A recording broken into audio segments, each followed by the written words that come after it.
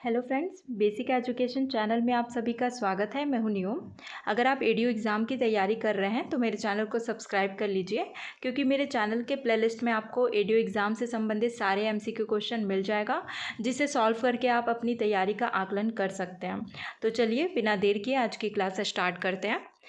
पिछली क्लास में आपसे जो क्वेश्चन पूछा गया था उसका आंसर देख लेते हैं। क्वेश्चन था, जननी सुरक्षा योजना का प्रारंभ किया गया। तो जो जननी सुरक्षा योजना है इसका प्रारंभ किया गया था 12 अप्रैल 2005 को। कब किया गया था? 12 अप्रैल 2005 को जननी सुरक्षा योजना का प्रारंभ किया गया था। यानी इस प्रश्न का राइट आंसर होगा ऑप्शन चौथा। आज का पहला प्रश्न है, महिला एवं बाल विकास विभाग द्वारा 11 से 18 वर्ष की बालिकाओं के लिए निम्न योजना प्रारंभ की गई है। पहला ऑप्शन है किशोरी विकास योजना, दूसरा ऑप्शन है समेकित बाल विकास सेवा योजना, तीसरा ऑप्शन है किशोरी शक्ति योजना, चौथा ऑप्शन है उपरोक्त में से कोई नहीं। तो 11 से 18 वर्ष की बालिकाओं के लिए जो है महिला एवं बाल विकास विभाग के द्वारा किशोरी शक्ति योजना प्रारंभ किया गया था। ठीक है, जिसका मुख्य उद्देश्य क्या था कि जो किशोरियाँ हैं उन्हें सशक्त बनाना, उनका समग्र विकास को बढ़ावा देना, और इस योजना के तहत जो है किशोरियों के पोषण, स्वास्थ्य और विकास में सुधार करना और उन्हें स्वास्थ्य, स्वच्छता, पोषण के बारे में जागरूक करना किशोरी शक्ति योजना का मुख्य उद्देश्य है। यानी इस प्रश्न का राइट आंसर हो जाएगा ऑप्शन तीसरा। अगला प्रश्न है, स्वर्ण जयंती ग्राम स्वरोजगार योजना किस वर्ग को ध्यान में रखकर लागू की गई थी? पहला ऑप्शन है एपीएल, दूसरा ऑप्शन है बीपीएल, तीसरा ऑप्शन है महिलाएं, चौथा ऑप्शन है स्व सहायता समूह। तो जो एसजीएसवाई है यानी कि स्वर्ण जयंती ग्राम स्वरोजगार योजना, इसे जो है बीपीएल वर्ग को ध्यान में रखकर लागू किया गया था। यानी इस प्रश्न का राइट आंसर हो जाएगा ऑप्शन दूसरा, बीपीएल, बिलो पॉवर्टी लाइन। अगला प्रश्न है, एकीकृत बाल विकास सेवा किस योजना से संबंधित है? पहला ऑप्शन है आंगनबाड़ी केंद्र, दूसरा ऑप्शन है मनरेगा, तीसरा ऑप्शन है स्वर्ण जयंती ग्राम स्वरोजगार योजना, चौथा ऑप्शन है इनमें से कोई नहीं। तो जो एकीकृत बाल विकास सेवा योजना है ये संबंधित है आंगनबाड़ी केंद्र, यानी ऑप्शन पहला इसका राइट आंसर हो जाएगा। अगला प्रश्न है, स्वर्ण जयंती ग्राम स्वरोजगार योजना के संबंध में सही है। पहला ऑप्शन है स्वर्ण जयंती ग्राम स्वरोजगार योजना के अंतर्गत स्व सहायता समूह में संगठित होने योग्य बनाने के लिए ग्रामीण निर्धनों को एकजुट करने पर बल दिया जाता है। दूसरा ऑप्शन है स्वर्ण जयंती ग्राम स्वरोजगार योजना का प्रारंभ 1 अप्रैल 1999 को किया गया था। तीसरा ऑप्शन है एसजीएसवाई पंचायती राज संस्थाओं, बैंकों, विभागों और गैर सरकारी संगठनों की सक्रिय भागीदारी से जिला ग्रामीण विकास एजेंसियों के द्वारा कार्यान्वित की जा रही है। चौथा ऑप्शन है उपरोक्त सभी। तो एसजीएसवाई के संबंध में सही है, तो इस प्रश्न का राइट आंसर हो जाएगा ऑप्शन चौथा, क्योंकि जो स्वर्ण जयंती ग्राम स्वरोजगार योजना है इसका प्रारंभ 1 अप्रैल 1999 को किया गया था। ठीक है, और जो स्वर्ण जयंती ग्राम स्वरोजगार योजना है इसके अंतर्गत स्व सहायता समूह में संगठित होने के लिए, योग्य बनाने के लिए ग्रामीण निर्धन को एकजुट करने पर बल दिया जाता है। और एसजीएसवाई योजना के अंतर्गत जो है पंचायती राज संस्थाओं, बैंकों, विभागों और गैर सरकारी संगठन की सक्रिय भागीदारी से जिला ग्रामीण विकास एजेंसी के द्वारा जो है एसजीएसवाई जो योजना है इसको कार्यान्वित किया जा रहा है। ठीक है, किसके तहत, किसके द्वारा क्रियान्वित किया जा रहा है? तो जिला ग्रामीण विकास एजेंसियों के द्वारा जो है इस योजना को कार्यान्वित किया जा रहा है। यानी इस प्रश्न का राइट आंसर हो जाएगा ऑप्शन चौथा। अगला प्रश्न है, छत्तीसगढ़ शासन महिला एवं बाल विकास विभाग द्वारा प्रदेश के किशोरी बालिकाओं को किस कार्यक्रम से जोड़ते हुए पूरक पोषण आहार प्रदान करने का निर्णय लिया गया है? पहला ऑप्शन है आंगनबाड़ी केंद्रों की, दूसरा ऑप्शन है किशोरी शक्ति योजना, तीसरा ऑप्शन है किशोरी विकास योजना, चौथा ऑप्शन है उपरोक्त सभी। तो इस प्रश्न का राइट आंसर हो जाएगा ऑप्शन दूसरा, किशोरी शक्ति योजना। अगला प्रश्न है,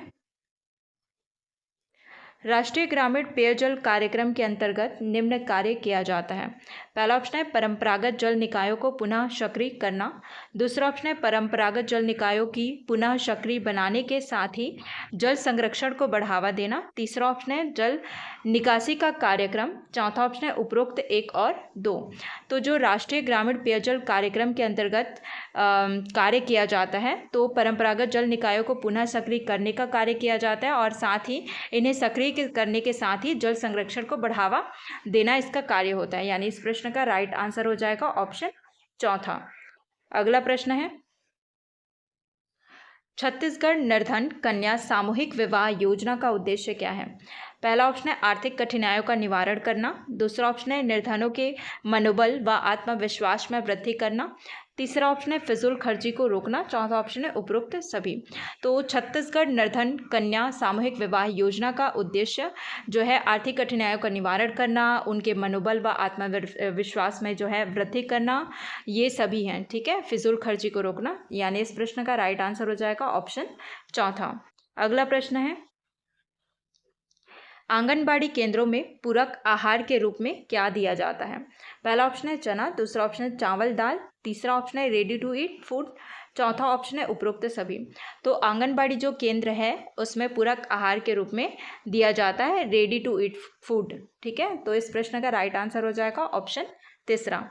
अगला प्रश्न है ग्रामीण क्षेत्रों में संचालित आंगनबाड़ी केंद्र किस योजना के अंतर्गत संचालित किए जाते हैं? पहला ऑप्शन है महिला आयोग। दूसरा ऑप्शन है समाज कल्याण बोर्ड। तीसरा ऑप्शन है जननी सुरक्षा योजना। चौथा ऑप्शन है समेकित बाल विकास योजना। तो जो ग्रामीण क्षेत्र है उसमें आंगनबाड़ी केंद्र जो है वो समेकित बाल विकास योजना के अंतर्गत संचालित किए जाते हैं। यानी इस प्रश्न का राइट आंसर हो जाएगा ऑप्शन चौथा। अगला प्रश्न है समेकित बाल विकास योजना प्रारंभ किया गया। पहला ऑप्शन है 2 अक्टूबर 1976 को। दूसरा ऑप्शन है 2 अक्टूबर 1975 को। तीसरा ऑप्शन है 15 अगस्त 1976 को। चौथा ऑप्शन है 15 अगस्त 1975 को।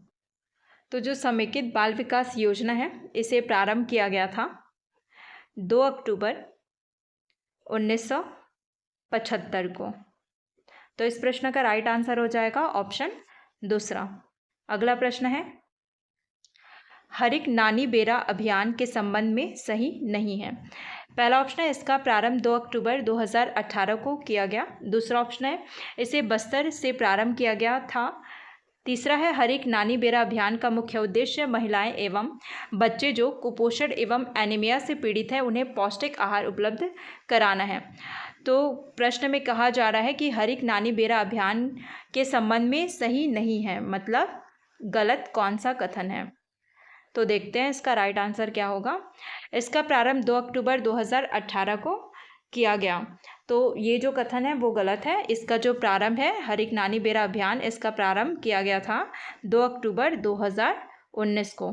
कब किया गया था? 2 अक्टूबर 2019 को हरिक नानी बेरा जो अभियान है इसका प्रारंभ किया गया था और बस्तर से प्रारंभ किया गया था। तो ऑप्शन जो दूसरा है ये सही है। और हरिक नानी बेरा जो अभियान है इसका जो उद्देश्य होता है, मुख्य उद्देश्य महिला और जो बच्चे हैं उनको कुपोषण एवं एनीमिया से पीड़ित हैं उन्हें पौष्टिक आहार उपलब्ध कराना इसका मुख्य उद्देश्य होता है। यानी इस प्रश्न का राइट आंसर हो जाएगा ऑप्शन ए। केवल एक गलत है। ठीक है, अगला प्रश्न है छत्तीसगढ़ महिला कोष का गठन किया गया। पहला ऑप्शन है 2001 में। दूसरा ऑप्शन है 2003 में। तीसरा ऑप्शन है 2005 में। चौथा ऑप्शन 2002 में। तो छत्तीसगढ़ महिला कोष इसका गठन किया गया था 2002 में। कब किया गया था? 2002 में जो है छत्तीसगढ़ महिला कोष का गठन किया गया था 2 फरवरी को। जिसका मुख्य उद्देश्य क्या है? इसका मुख्य उद्देश्य होता है महिला स्व सहायता समूह को आसान शर्तों पर ऋण उपलब्ध कराना। ठीक है, अगला प्रश्न है, यानी इस प्रश्न का राइट आंसर हो जाएगा ऑप्शन चौथा। ठीक है, अगला प्रश्न है Shri Dhanvantari generic medical store योजना के संबंध में सही नहीं है। पहला ऑप्शन है इसका शुभारंभ 20 अक्टूबर 2021 को किया गया था। दूसरा ऑप्शन है इस योजना के तहत नागरिकों को उचित मूल्य पर जेनरिक दवाइयाँ एवं सर्जिकल सामान उपलब्ध कराया जाता है। तीसरा ऑप्शन है इसकी कीमत अंकित मूल्य से 50 से 60% कम होता है। चौथा ऑप्शन है इनमें से कोई नहीं। तो Shri Dhanvantari generic medical store के संबंध में कौन सा कथन गलत है ये बताना है हमें। तो देखते हैं इसका राइट आंसर क्या होगा। पहला, इसका शुभारंभ जो है 20 अक्टूबर 2021 को किया गया था। बिल्कुल सही है कि जो Shri Dhanvantari generic medical store है इसका प्रारंभ 20 अक्टूबर 2021 को किया गया था और इस योजना के तहत जो है नागरिकों को सही कीमत पर यानी कि उचित मूल्य पर जेनरिक दवाइयाँ और सर्जिकल सामान उपलब्ध कराया जाता है। ये भी सही है ऑप्शन दूसरा। अगला है इसकी कीमत अंकित मूल्य से 50 से 60% कम होता है। ये जो ऑप्शन है वो गलत है। इसकी कीमत जो है अंकित मूल्य से 50 से 70% कम होता है। तो इस प्रश्न का राइट आंसर क्या हो जाएगा? ऑप्शन तीसरा। केवल 3 गलत है यानी कि ऑप्शन तीसरा गलत है। अगला प्रश्न है, मुख्यमंत्री स्वास्थ्य बीमा योजना का शुभारंभ किया गया। पहला ऑप्शन है 21 अक्टूबर 2010 को, दूसरा ऑप्शन है 2 अक्टूबर 2012 को, तीसरा ऑप्शन है 15 अगस्त 2012 को, चौथा ऑप्शन है 21 अक्टूबर 2012 को। तो जो मुख्यमंत्री स्वास्थ्य बीमा योजना है इसे प्रारंभ किया गया था 21 अक्टूबर 2012 को। कब के प्रारंभ किया गया था मुख्यमंत्री स्वास्थ्य बीमा योजना को? 21 अक्टूबर 2012 को प्रारंभ किया गया था, जिसमें पात्र परिवार होते हैं बीपीएल परिवार। और इसके तहत जो है इस योजना के अंतर्गत राज्य के जो पात्र नागरिक हैं उनका मुफ्त में स्वास्थ्य परीक्षण किया जाता है। यानी इस प्रश्न का राइट आंसर हो जाएगा ऑप्शन चौथा। अगला प्रश्न है, प्रधानमंत्री जनधन योजना छत्तीसगढ़ में कब लागू की गई? पहला ऑप्शन है 15 अगस्त 2014 से, दूसरा ऑप्शन है 28 अगस्त 2014 से, तीसरा ऑप्शन है 28 अगस्त 2015 से, चौथा ऑप्शन है 15 अगस्त 2015 से। तो प्रधानमंत्री जनधन योजना जो है छत्तीसगढ़ में प्रारंभ किया गया था 28 अगस्त 2014 से, यानी ऑप्शन दूसरा इसका राइट आंसर हो जाएगा। अगला प्रश्न है, मिशन अमृत किससे संबंधित है? पहला ऑप्शन है शुद्ध पेयजल, दूसरा ऑप्शन है नमक वितरण, तीसरा ऑप्शन है दूध वितरण, चौथा ऑप्शन है इनमें से कोई नहीं। तो जो अमृत मिशन है ये संबंधित है दुग्ध वितरण से। किससे संबंधित है? दुग्ध वितरण से जो है मिशन अमृत संबंधित है। यानी इस प्रश्न का राइट आंसर क्या हो जाएगा? ऑप्शन तीसरा होगा। अगला प्रश्न है, मिशन अमृत के संबंध में सही कथन है। पहला ऑप्शन है इसका उद्देश्य 3 से 6 वर्ष के बच्चों को कुपोषण से मुक्त करना है। दूसरा है ऑप्शन है इसके अंतर्गत आंगनबाड़ी केंद्रों में बच्चों को सुगंधित व मीठा दूध वितरित किया जाता है। तीसरा ऑप्शन है इस योजना को 29 अप्रैल 2016 को सुकमा से प्रारंभ किया गया। चौथा ऑप्शन है उपरोक्त सभी। तो मिशन अमृत के संबंध में कहा गया है कि कौन सा कथन सही है। ठीक है, तो देखते हैं। सबसे पहले ये है कि जो मिशन अमृत है इसका प्रारंभ जो है 29 अप्रैल 2016 को सुकमा से किया गया था, ये भी सही है। और इसके अंतर्गत जो है आंगनबाड़ी केंद्रों में बच्चों को सुगंधित व मीठा दूध वितरित किया जाता है इस योजना के अंतर्गत, बिल्कुल सही है। और इसके तहत जो है 3 से 6 वर्ष के बच्चों को कुपोषण से मुक्त करना है, इसका मुख्य उद्देश्य है। यानी इस प्रश्न का राइट आंसर हो जाएगा ऑप्शन चौथा। सभी सही है। अगला प्रश्न है, मुख्यमंत्री कन्यादान योजना छत्तीसगढ़ में किस वित्तीय वर्ष में प्रारंभ की गई थी? पहला ऑप्शन है 2004-05, दूसरा ऑप्शन है 2005-06, तीसरा ऑप्शन है 2006-07, चौथा ऑप्शन है इनमें से कोई नहीं।